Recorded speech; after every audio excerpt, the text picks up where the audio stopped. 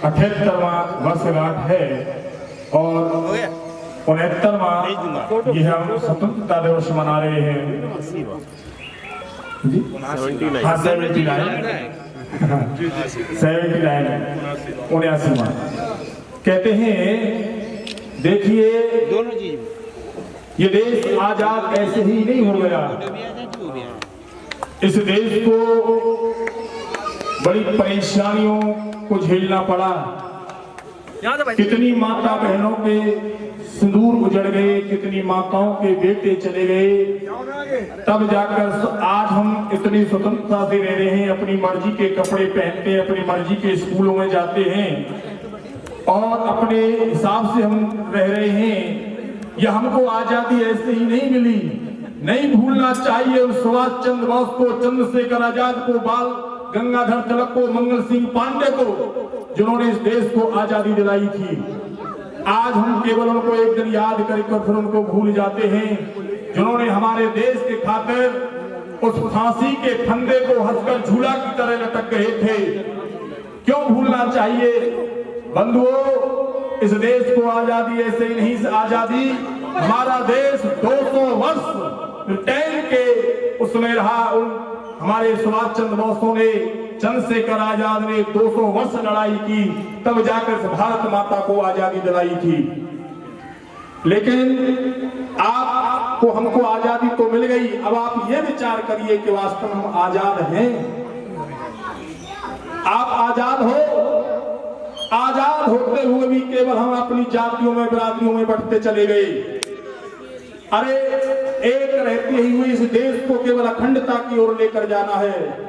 हम जाति बिरादरियों में नहीं बंटना है। इस देश को आजाद करने के लिए कितनी ही हमारे देश के बलिदान दिए हैं, जब जाकर हमको आजादी मिली है, तब जाकर आज हम स्वतंत्रता से रह रहे हैं। इस देश को, आपको स्वतंत्र जो हुआ है, आपको सबसे बड़ी मेहनत करनी है कि इस देश को आगे लेकर जाना है, उन्नति इसमें करनी है और हमारा देश ऐसे ही चमकता रहे। क्योंकि हमारे क्यों भूल गए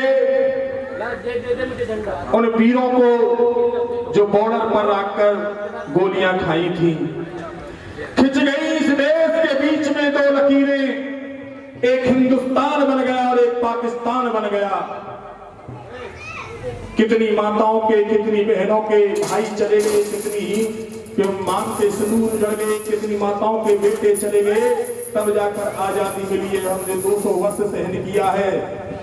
न हम अपनी मर्जी से खा सकते थे, न पी सकते थे, न चल सकते थे, न कपड़े पहन सकते थे, तब जाकर हमको यह आजादी प्राप्त हुई है। तो इस आजादी को ऐसे ही अखंड रखने के लिए हम सबको एक रहना होगा और देश को आगे लेकर जाना होगा।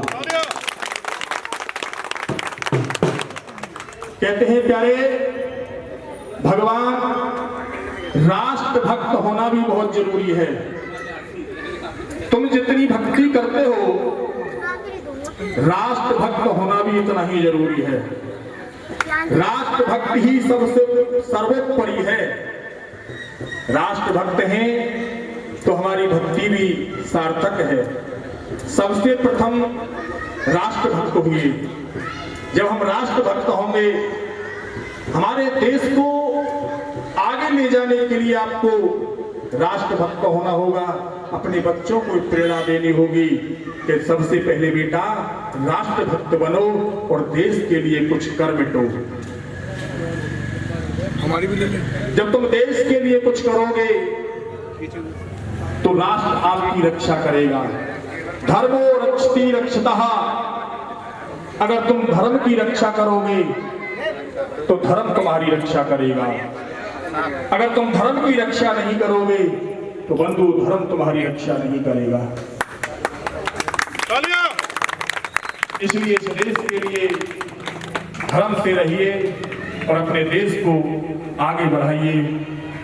भारत माता की, भारत माता की, भारत माता की।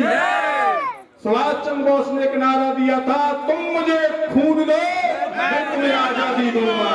इस देश के लिए एक एक पसीने की बूंद लगानी है तो देश के लिए लगाइए। जय हिंद, जय भारत।